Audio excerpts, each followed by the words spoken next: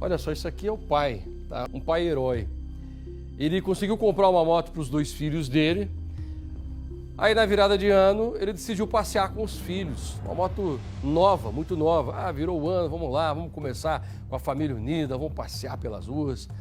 E de repente ele olha para trás e percebe que os 2 filhos estão sendo abordados por outras pessoas. Rapidinho ele entendeu que se tratava de um assalto. Este homem, ele se aproximou dos bandidos e lutou para defender os filhos, gente. Olha só, ele até conseguiu retirar o revólver de um dos assaltantes. Só que antes disso, os bandidos já haviam disparado várias vezes. Acertaram esse homem, acertaram o filho dele também. O homem morreu, infelizmente ele não está mais entre nós. E o filho dele, o Alexandre, foi levado ao hospital. Ele recebeu um tiro no olho, perdeu o olho, inclusive, está lutando pela vida. Um outro filho de 16 anos, ele não foi atingido, mas viu tudo. O desespero de uma família que, infelizmente, no começo de 2022, passou por essa história terrível de machucar o coração de qualquer um. O pai herói, a história dele, é o que você acompanha agora. Um pai dedicado aos filhos. Ele era um paizão, ele era muito amigo de todo mundo, ajudava todo mundo. Ele era maravilhoso. Um homem amoroso, trabalhador, que adorava curtir o tempo ao lado da família. Amoroso, trabalhador, sempre foi. Nossa, meu pai sempre foi trabalhador. Gostava, sempre se dedicava ao máximo em tudo. Como ser pai, marido, tudo. Alexandro era motorista de caminhão e estava de folga quando foi brutalmente assassinado na frente dos filhos em Mauá, na Grande São Paulo. Um de 23 anos, que foi baleado e está internado em estado grave, e outro de apenas 16 anos. O moço atirou, no meu irmão, no olho. Meu irmão já perdeu a visão, é isso que a gente sabe. O meu pai voltou para ajudar o meu irmão, E aí eles saíram se rolando, na mata. E aí o moço atirou no meu pai, que foi um tiro fatal, foi aqui e perfurou o pulmão. Quem trabalhou ao lado de Alexandro garante que ele era um profissional exemplar. Um ótimo amigo de trabalho, um companheiro de trabalho muito bom, sempre presente, sempre disposto a ajudar no que a gente precisasse. Nunca foi um funcionário ou um amigo de falar não pra gente, sempre nos ajudou. Alexandro Carvalho Alexandre tinha 43 anos. Um motorista exemplar e pai dedicado. Perdeu a vida protegendo os filhos.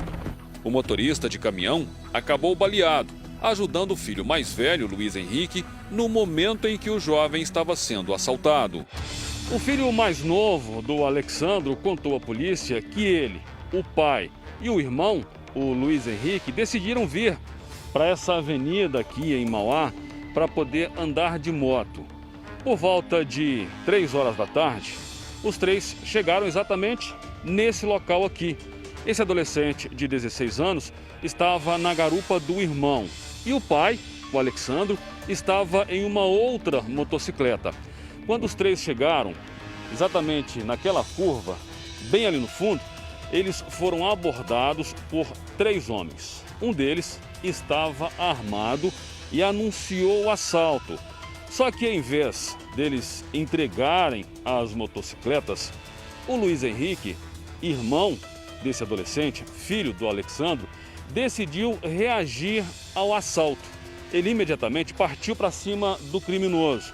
O assaltante então sacou a arma e disparou contra o Luiz Henrique, que acabou baleado na cabeça. O tiro acertou o olho e a bala, segundo informações da polícia, ainda permanece alojada na cabeça do jovem.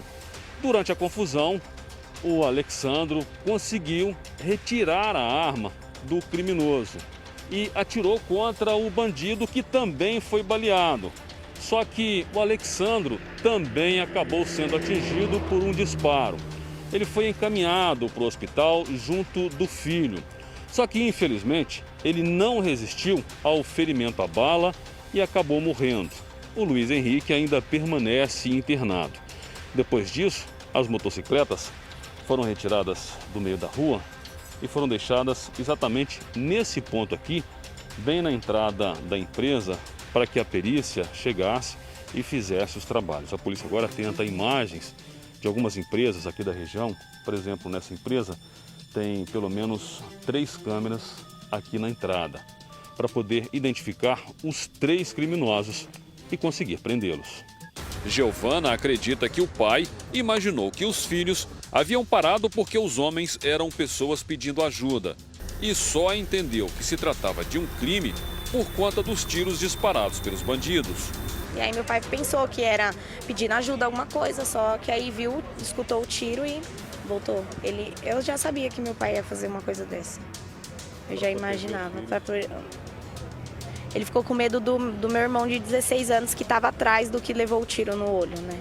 Alexandro ainda teria conversado com os criminosos na tentativa de fazê-los mudar de ideia.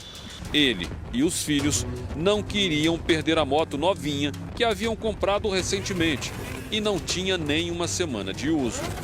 Eles começaram a conversar com os bandidos, eles por favor, não leva a moto não, a moto é nova. O Henrique tinha comprado a moto era zero, pegou na sexta-feira a moto, né? E eles saíram para passear. Mas os pedidos de Alexandro e dos filhos não fizeram os bandidos mudarem de ideia. Durante a discussão e das ameaças, de repente o tiroteio. O bandido se distraiu um pouco e aí o Henrique foi e reagiu. Nessa que o Henrique reagiu, eles caíram no chão, esse bandido armado, que só tinha um armado, o revólver era um 32. E ele deu 2 tiros na cabeça do Henrique. Alexandro acabou entrando na briga e também foi baleado. Mesmo ferido, o pai fez de tudo para salvar o filho e também baleou um dos bandidos. E o Miguel, que é o filho mais novo, foi lá ajudar, deu umas porradas no cara, conseguiu pegar a arma. E aí o Alex pediu a arma, o filho dele deu a arma para ele. Esse ponto aqui é o ponto exato onde o Alexandro e os filhos dele foram surpreendidos pelos criminosos. Os bandidos desceram por essa rua aqui no fundo. Perceba que tem muito mato dos lados da estrada.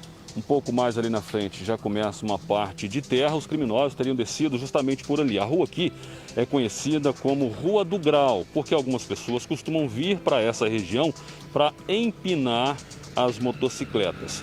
O Alexandro estava aqui com os filhos apenas para um passeio. Né? E aí você vê um pai, um trabalhador, é morto, o filho dele ou vai morrer ou vai ficar tetraplégico, vai ficar não sabe como. E o pior, o de 16 anos está aí, presenciou tudo. Como é que vai ficar a mente desse cara, desse menino de 16 anos que viu tudo? E ele tem mais um filho de 4 anos de idade que está aí, vendo o pai morto. A polícia já conseguiu identificar um dos criminosos, justamente o homem que estava armado e anunciou o assalto e acabou entrando em luta corporal com o filho do Alexandro e também com o Alexandro. Foi justamente esse mesmo homem quem disparou os tiros contra os dois. Foi ele também quem acabou perdendo a arma para Alexandro no momento da luta. Segundo a polícia, o pai desse jovem chegou a ir até a delegacia porque acreditou que o filho estivesse preso, ao descobrir que ele havia se envolvido em uma tentativa de latrocínio. A partir daí, a polícia conseguiu identificar esse criminoso. E já sabe, inclusive, que esse mesmo homem já tem pelo menos mais 12 passagens pela polícia.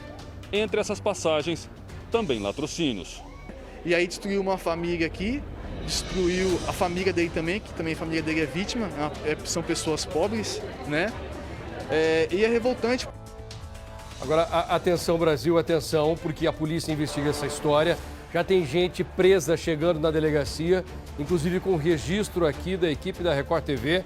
Veja só o momento em que um dos bandidos chega preso na delegacia. O delegado doutor Jorge está com a gente? Georges Amauri Lopes investiga essa história e vai conversar ao vivo com o Cidade Alerta. Doutor, primeiramente, obrigado por conversar com a gente.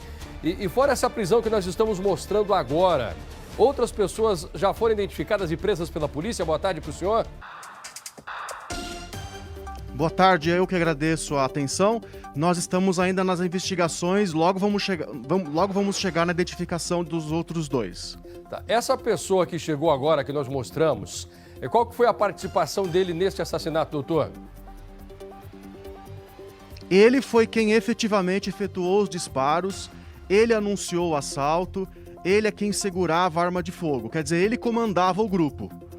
Ok, e ele já repassou informações para o senhor sobre esses outros comparsas dele?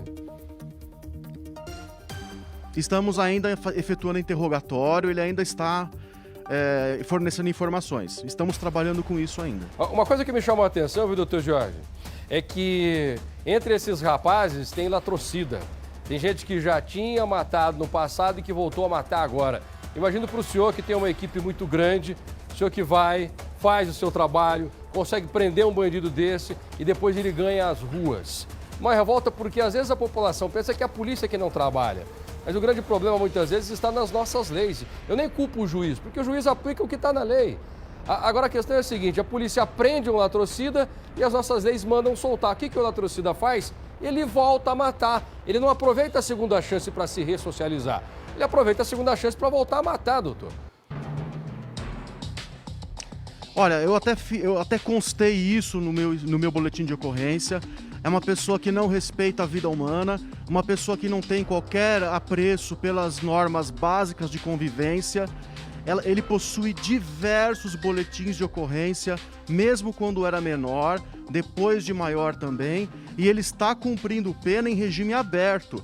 Quer dizer, o Poder Judiciário cumpre o papel dele. O papel judiciário, ele aplica a lei e não pode deixar de fazer isso.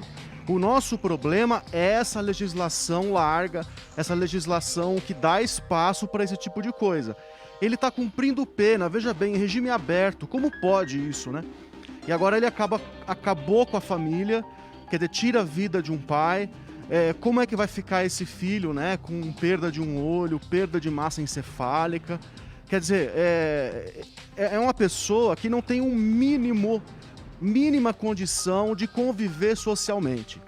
Não tem condições. Quer dizer, como é que nós podemos tolerar mais essa legislação tão permissiva assim? Ninguém mais aguenta esse tipo de coisa. Eu concordo com o senhor. O Brasil não concorda com isso. As únicas pessoas que gostam desse tipo de coisa são aquelas que praticam os crimes e aquelas que tiram proveito desse Brasil que vira um caos. E tem gente que gosta disso. Quanto pior, melhor. Tem gente que levanta essa bandeira, né? Quanto pior, melhor. Melhor para quem? Melhor para o bandido que mata e o bandido que se aproveita dessa situação.